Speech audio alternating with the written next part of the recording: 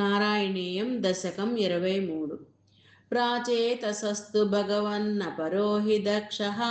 త్వత్సేవనం వ్యదిత సర్గ వివృద్ధి కామః ఆవిర్బభూవిద తథా లసదష్టబాహుః తస్మై వరం దదిత తాం చ వధూమసిక్నీం తస్యాత్మజాస్త్వయుతమీశ మోనః సహస్రం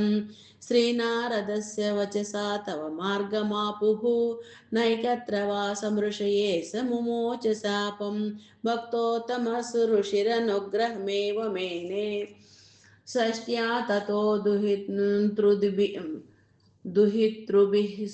सृजतः कुलौघान् दौहित्रसूनुरदतस्य स विश्वरूपः त्वस्तोत्रवर्मितमजापयदिन्द्रमाजौ देवत्वदीयमहिमा खलु सर्वजैत्रः प्राक्सूरसेन विषये किल चित्रकेतुः पुत्राग्रही नृपतिरं गिरास् पुत्राग्रहीनुपतिरङ्गिरसः प्रभावात् लब्ध्वैकपुत्रमत तत्र हते सपत्रे सङ्गैरमुह्यदवसस्तव मया यसौ तं नारदस्तु सममङ्गिरसा दयालुः सम्प्राप्य तावदुपदर्श्य सुतस्य जीवं कस्यास्मि पुत्र इति तस्य गिरा विमोहं त्यक्त्वा त्वदर्शनविधौ नृपतिं नयुङ्क्तः स्तोत्रञ्च मन्त्रमपि नारदोऽथ लब्ध्वा तोषाय शेषवपुषो नुनुतेत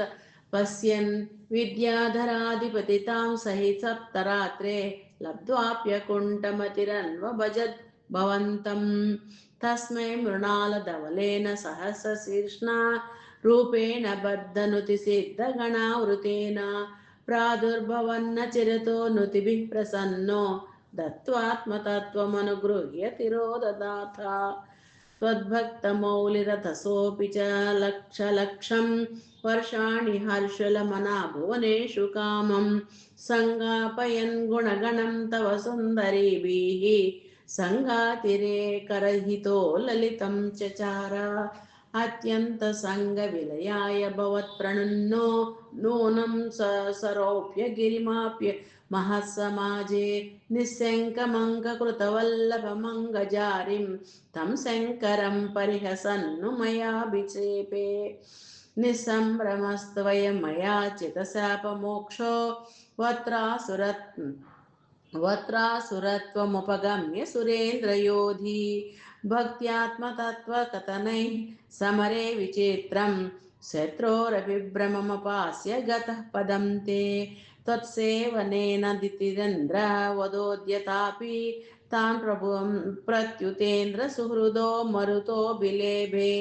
दुष्टाशयेऽपि सुभदैव भवन्निषेवा तत्तादशस्त्वमवमां पवनालये सा श्रीहरये नमः। नारायण अखिल गुरो भगवन् नमस्ते।